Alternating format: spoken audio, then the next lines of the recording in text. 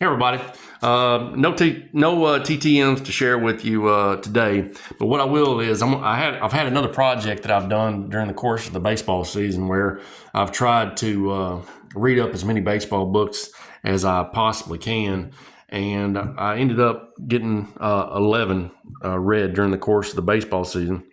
So what I thought I'd do is I'd give you a little quick review of some of the books that I've read. Some of them are really good, and some of them are not so good, or whatnot. I'm a baseball junkie. I mean, not only do I collect cards, I watch the games, I go to the games, and I read about it, and I enjoy some of the books that I read. And it's just gives you a little bit more insight into the game. And what's kind of neat about what I've read is how through the course of the books, how everything kind of in some ways intertwines with one another. Some of the stories kind of overlap and kind of just kind of come together to tell the story of baseball over the course of pretty much the past. What I've read here is over the course of probably the past 80 years. I'm starting back to probably about the 1940s to so to speak. So anyhow, let's do this, and I'm going to start this off from my least favorite to my favorite book, or favorite books, I should say. It's a pretty much a tie. So we're going to be working from left to right, and let's start off the first one. And the first one, I had a lot of hope for this one. I do a lot of research on the books. I don't like wasting my time reading what is kind of generally thought of as a bad book. And this book came away with pretty decent reviews. And it's called Stars and Stripes by Dan Epstein. And it pretty much entails the baseball season of 1976, plus the way the United States was during the course of that period of time. That was short. That was after the Watergate crisis, and they were having fuel shortages and all kinds of stuff. There was a lot of unsettled tension in the United States at the time, and also with players, players in free agency and the reserve clause. The author, he pretty much goes a month by month account of how the season shook out from January all the way to December. There's nothing really insightful about it or anything like that, in my opinion. 1976 culminated in the Cincinnati Reds winning their second World Series, beating the Yankees. The Yankees had finally come back, but not my favorite book. I'll just say that. I think it would have been, if I was my younger self, would have enjoyed this book with all the pop culture facts and everything like that was involved with the music and the movies and the stylings of the time and stuff. But I like reading something that's got a little bit more to it than just stuff that you can read elsewhere. So I just kind of gave this book kind of like a 2-star rating, and it's okay, but nothing special. All right, my next one, I really had a lot of hopes for this one. I had a lot of hopes for this one. I'd had my eye on this one for some time. It was called Doc Ellis in the Country of Baseball. It was a collaboration of Donald Hall with Doc Ellis, the pitcher who supposedly pitched a no-hitter under the influence of LSD.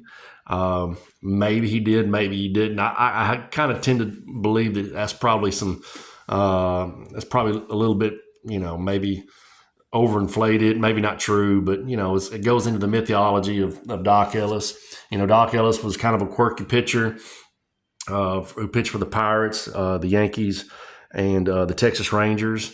Wore hair curlers and just was just a character altogether. I think he started the 1971 World Series, and I think he got jacked by who I think it was Reggie Jackson. Anyway, about the book, I thought it was going to be some kind of really kind of lyrical book and really tell a cool story, and with Donald Hall, who's a poet laureate, whatever that means.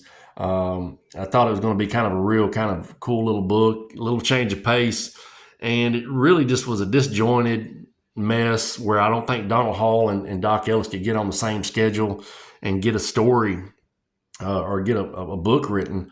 Just feel like Donald Hall kind of took liberties with the story and just started kind of filling the pages in because he didn't have nothing else to work with.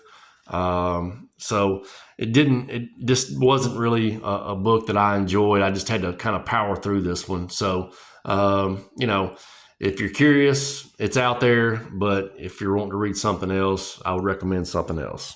So next one, the books are getting better at this time. This is I'm Keith Hernandez, which I think is a line from one of Hernandez's appearances in Seinfeld. It pretty much tells about Keith Hernandez's upbringing in San Francisco with his dad, his mom, his brother, and his coming up and making it through his amateurs and all the way up through the minor leagues and his time with the Cardinals. It has him in his New York Mets uniform, but there really isn't much in here about while he's with the Mets. It was an all right book. Another part of the appeal to this book is Keith Hernandez played for the AA affiliate here in Arkansas, the Arkansas Travelers, back in the 70s as a prospect. The Cardinals had some good prospects coming through the Cardinals or through the Travelers in the mid 1970s, and he was one of the guys, along with Gary Templeton and Jerry Humphreys and a couple of other guys, and he's the one that made the most of it. But it was a good little insight into Hernandez's career. He didn't have a really good time here in Arkansas. He didn't like playing in the Texas League, I'll say that. And I wrote him a letter and asked for his autograph, and he said as much and stuff. And it was kind of a cool little response that I got from him. But the book, it was all right. Like I said, if you're looking for some stuff about his time with the Mets, it's not really there. It is a lot to do with his time leading up to becoming a Met. I thought it was an all right book. It was all right, but I could actually finish this book, and it didn't feel like it was a chore to finish it. So if you want to read it, go check it out. So, and this one got pretty cheap because it was damaged a little bit. It was waterlogged or something. So I got this thing super cheap online. So, but next, the books are getting better. The books are getting better, and I'm spilling coffee on them too. This one here is called The Last Innocence. This was pretty much about the Dodgers transitioning from their time from Brooklyn to their early beginnings, their early years in with the Dodgers. It mostly focuses on Maury Wills, Sandy Koufax, Lou Johnson, Dick Tracewski a little bit, and Don Drysdale and those guys and everything like that, about how they came about.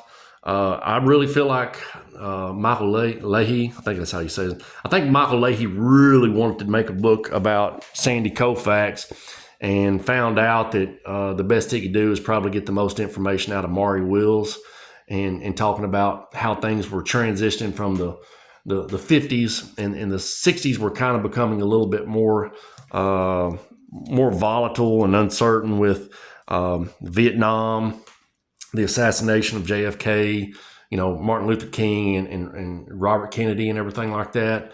The Watts riots, which took place in LA. But through all that, the Dodgers were able to win a World Series or two, and Sandy Koufax was a big part of that, and how he struggled through to make it as a pitcher with his arm, which seemed like his arm must have been like falling off at the time because he had to really get himself prepared to go out there and pitch, and he gave it his all, and that's the reason why I guess he retired at a very early age. But if you look at his stats, his last 4 to 6 years were pretty impressive years. It was a good book. I enjoyed it. As far as the stuff that was going on in the political time, you kind of knew quite a bit about it and everything like that. Also, there was another player on here I forgot to mention on here. The first baseman, his name eludes me real quick. Let me see here. Not Tracewski. Heck. Wes Parker. Wes Parker. It talked about Wes Parker and like he was a real rich guy. Came from a rich upbringing. How he was just kind of trying to find some purpose in his life, and he wasn't making it doing anything else, and he decided to pretty much to call up a scout after not really getting any looks in the minors or anything like that. He called up some kind of scout and kind of took the world by surprise, or took the Dodgers by surprise, and actually became one of the best fielding first basemen to ever play the game. I think they got him as part of the platinum glove or something like that. So good book. Like I said, I spilled my fair share of coffee on it and stuff like that, but would definitely recommend that one right there. It's a pretty quick read. Most of the books that I get are somewhere in the neighborhood of like 530 or 350 to 500 pages and stuff. I think that's a good sized book right there. All right. This one right here was a souvenir that I got from my trip from Cooperstown. I went to Cooperstown for the first time this past summer, and I'm an Arkansas boy through and through, and one of our favorite ball players here in Arkansas is Brooks Robinson. I grew up in Little Rock. I played at Lamar Porter, where Brooks Robinson made his name for himself here, and it kind of just tells his whole story of how he came about. And there's not a discouraging word here about Brooks. There's no controversy, no scandal with Brooks Robinson. Brooks Robinson was who everybody thought he was. Now, the author, this was while Brooks was still alive. He did not really do any interviews with Brooks. He did a lot of interviews with Brooks's teammates and coaches and the fans and whatnot.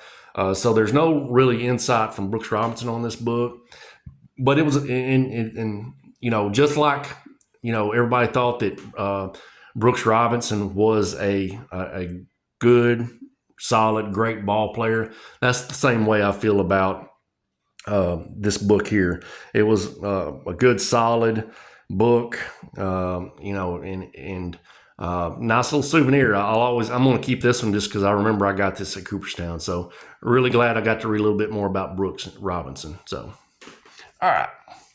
Now my next book is actually out at is one that I checked out earlier this year, and it was written by William Cashatis, who he's the only author that I've actually written multiple times about. But the book is called Jackie and Campy, and the book tells about the relationship of Jackie Robinson and Roy Campanella coming up when they were breaking the color barrier back in the 40s, the late 40s, and coming up through the 50s.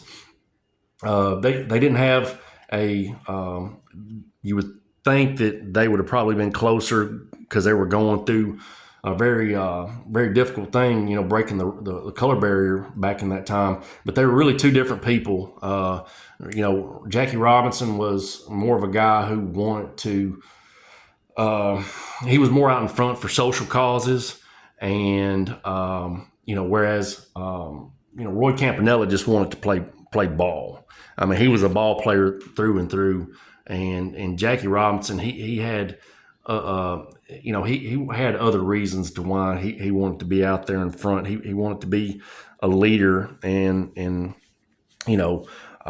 social and civil issues, as well as being a figure for Black America at that time. It was a good book. They both had, they both had circumstances that came up. Jackie Robinson was an old rookie. Roy Campanella was an old rookie. So we only had them for a really brief time when it comes right down to it, to where, Roy Campanella, his obviously was, he got hurt. I can't remember if he was still playing or not, but it was a really good book. I enjoyed the book. And the author did a good job, and the author did such a good job that I wanted to seek out more of his work. And I found another book of his that I'm going to share with you here shortly. So good book. I thought it was a 3-star book out of 4. So, or if you want to get technical, 5 will say. So, all right. This one right here is pretty self-explanatory. This is Game 6. Got a picture of Carlton Fisk and Johnny Bench from the 1975 World Series. This book pretty much covers Game 6. The author takes pretty much an inning-by-inning approach all the way leading up to Fisk's 12th inning home run off of Pat Darcy to win the game.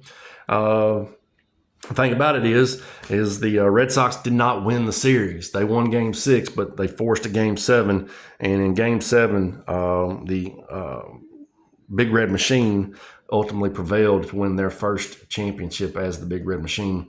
It was a good book. I really enjoyed it because it made me want to actually, after the fact, I sought out YouTube and I found the game in its entirety and I watched it, and it was 3 hours, but I watched it and I enjoyed it and everything like that. A lot of good ball players in here. Johnny Bench, Carlton Fisk. The Big Red Machine was loaded with just tons of players, whether it be Pete Rose, which we'll get into a little bit later, Pete Rose, George Foster, Joe Morgan, Ken Griffey, Tony Perez, Dave Concepcion, Cesar Geronimo. I mean, the Big Red Machine was just absolutely loaded during that period of time. And this was the 75 series was their first of 2. They won, like I said earlier, they won the 76 World Series as well against the Yankees. But, the Red Sox were just a young up-and-coming team because they had young guys like Jim Rice and Dwight Evans and Fred Lynn. And they had the trusty and reliable Louis Tion, who's actually on the Hall of Fame ballot this year coming up for the Classic era, I believe. I think, he should be given a look because he had a really solid career, not just with the Red Sox, but he also had it with the Indians as well and stuff. But anyhow, really good book. I would definitely recommend this. I read this while the World Series was going on, and like I said, I really enjoyed this book a lot. So, all right, this was kind of a sneaky good book right here. This was a sneaky good book. This was written by the same guy who wrote the Jackie and Campy book, William C. Cashatis. I think Mr. Cashatis, I think he is a Philadelphia guy or a Pennsylvania guy. So he had a lot of insight into the history of baseball, professional baseball in Philadelphia. While they had, the Philadelphia Athletics and the Phillies, excuse me. But they didn't have a lot of success early on. They had very little success. The Phillies at least didn't. The Athletics had, I think, some success while they were with Connie Mack, but this mostly focuses on the Phillies. And, the Phillies just weren't a very good, well-run organization up until probably they got, around the late 60s, early 70s, where they started really drafting really well with the likes of Mike Schmidt, Larry Bowa, Greg Luzinski, Bob Boone, and the likes of that. And then they were just really good with free agent pickups and trades like Gary Maddox and Pete Rose, that kind of, and other guys as well, like Tug McGraw and Steve Carlton. They had a chance to really kind of maybe go long, but they underperformed. But they got it all together in 1980, and they say part of the reason why is, at least Mike Schmidt thinks, is part of the reason why is because they had Pete Rose. I don't know what you think about Pete Rose. I honestly feel, that he should be in the Hall of Fame. But that guy was definitely a gamer, and, he won at multiple organizations and stuff. But this was really a good book, giving insight of how this team kind of turned their fortunes around in the mid-70s, kind of underperformed, and they got it together in 1980 against the Kansas City Royals. They got another chance at it in 83, but by that time they were really an old team. They picked up guys like, Joe Morgan and Tony Perez, parts from the old Big Red Machine. But they ultimately lost to Cal Ripken and Eddie Murray and the Orioles back in '83. Really good book, sneaky good, really good. I got this one off the internet. It was also inscribed from somebody's 33rd birthday back in 2008. I think that was the Phillies' second year they won championship. I think it was 2008 where they won with Charlie Manuel and company. But really a good book right there, and I would highly recommend that if you're a Phillies fan. Or if you're a Phillies fan or a baseball fan, get that one right there. It's really a good one right there. All right. Like I said, not all the books that I have are here with me now.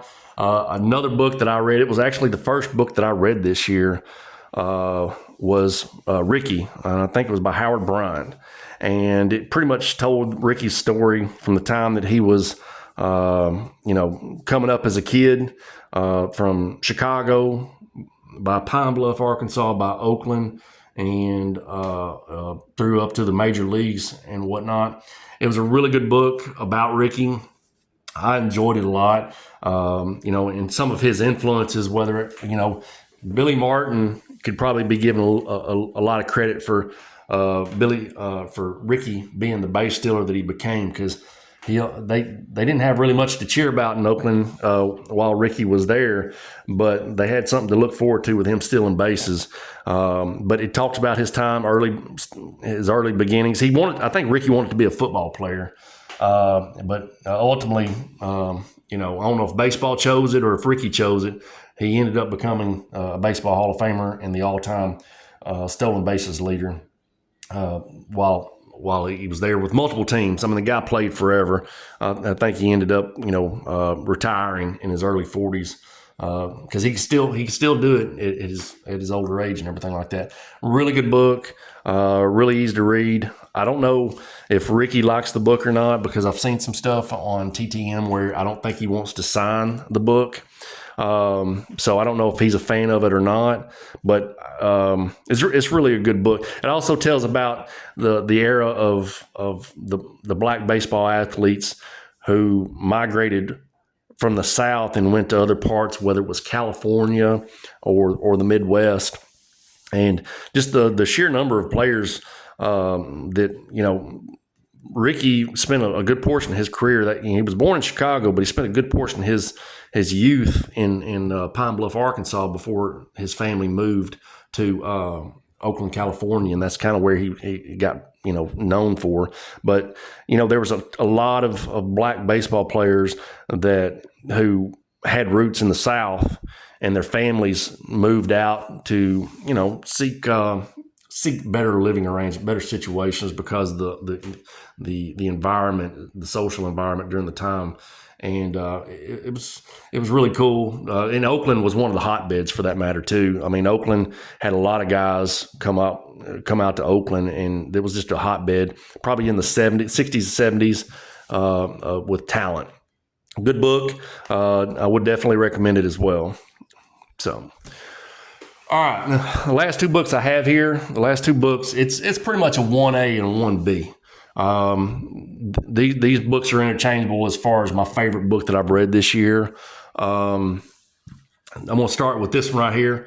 This one's Charlie Hustle, The Rise and Fall of Pete Rose and the Last Glory Days of Baseball.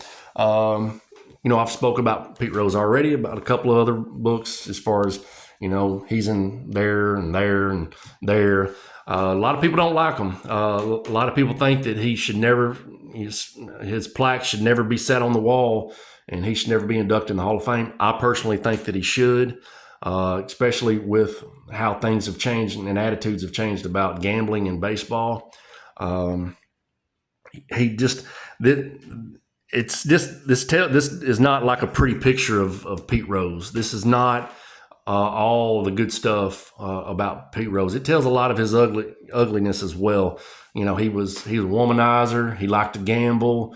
He liked to hang out with shady characters and everything like that. But at the end of the day, when he stepped in between the lines, he really gave it his all. And some people might say he gave it a little bit too much. When you take, for instance, his play against Ray Fosse in the All-Star game, where he knocked out Fosse, and Ray Fosse was never the same guy. They thought, the guy got a little carried away.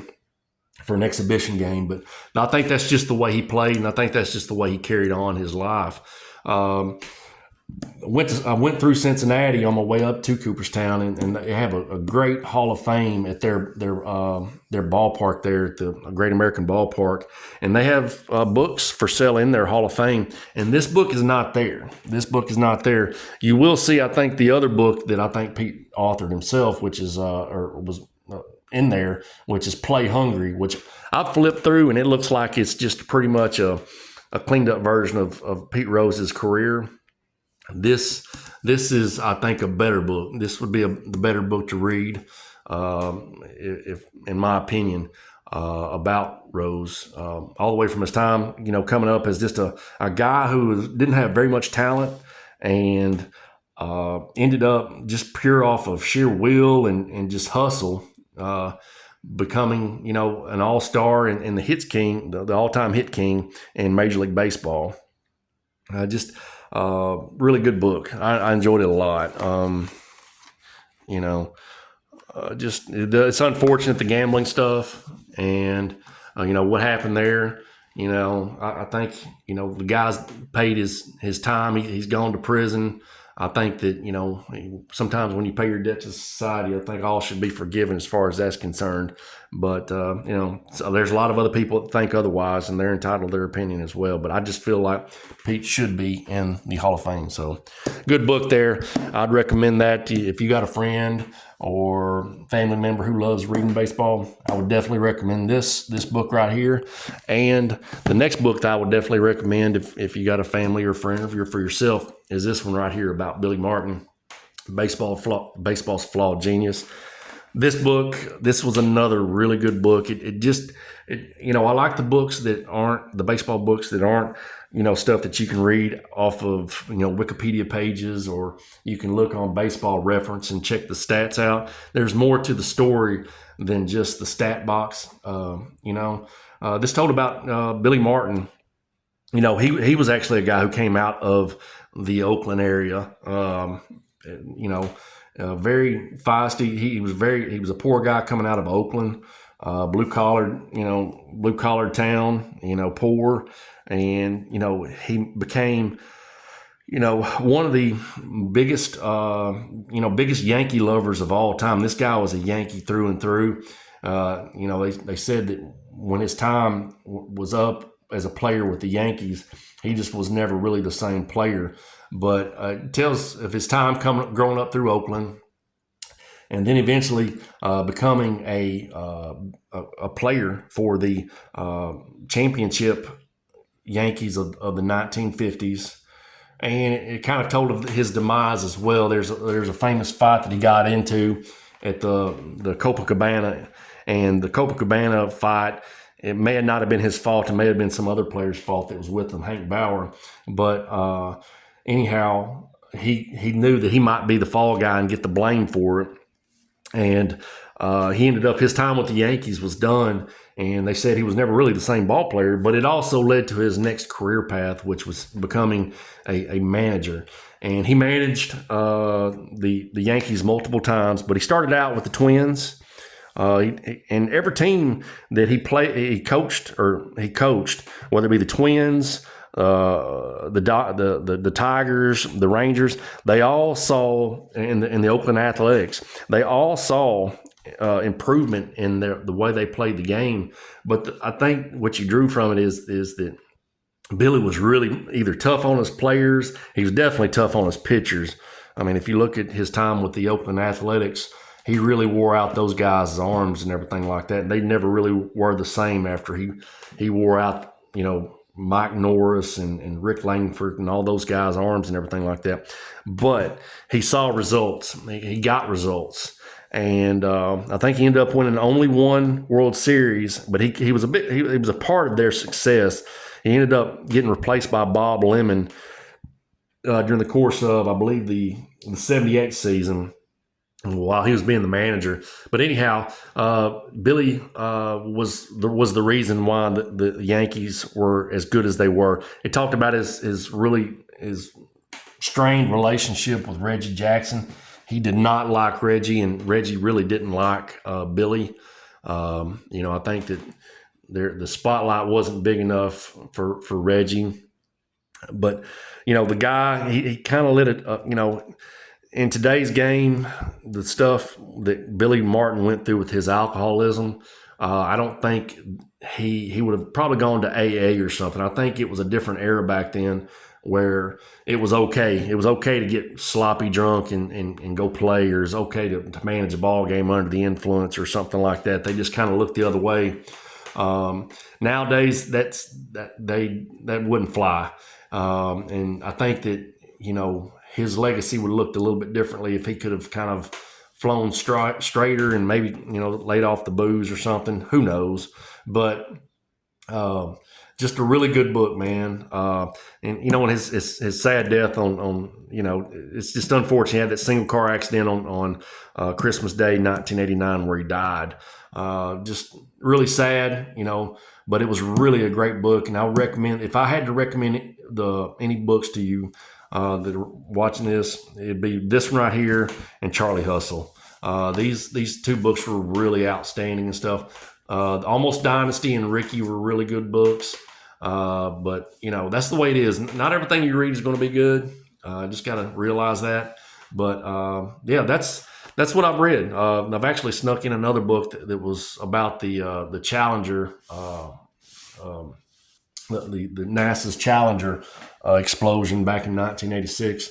That was another good book. But I've mostly stuck with watching or reading baseball this year. So anyhow, folks, I hope if you're a reader, I've opened your eyes up to a couple of cool books. I'm going to continue reading. I'm actually reading this book right here. It's called the New York Game, Baseball and the Rise of a New City. It's actually a pretty good book. It'll probably be my last book that I read for the year, though, but it's a really good book. Anyhow, folks, appreciate you watching, and y'all take care.